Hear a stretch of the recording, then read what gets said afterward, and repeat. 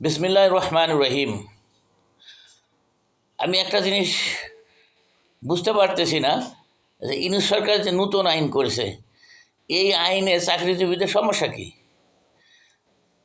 তারা মনে করছে তাদের চাকরি থাকবে না, চাকরি চলে যাবে। কেন তাদের চাকরি যাবে? আরব দেশে চুরি করলে হাত কাটার বিধান আছে, তাই বলে কি সে দেশের মানুষের হাত নেই? সব হাত কাটা হয়ে গেছে? নিশ্চয়ই না। সে দেশে সবার হাত আছে, তবে সে দেশে চুরি নেই। আমার দেশে এই আইন বলবৎ থাকলে অবশ্যই কারোই চাকরি যাবে না। তবে ঘুষ, সিনিয়রকে অমান্য করা, কলম বিরতি করা, আন্দোলন করা, সরকারের গোলাম হয়ে, সার্ভেন্ট হয়ে, এগুলো বন্ধ হয়ে যাবে। এই অপরাধগুলো অবশ্যই বন্ধ হয়ে যাবে। সুতরাং এই আইন বলবৎ থাকা বিশেষ দরকার।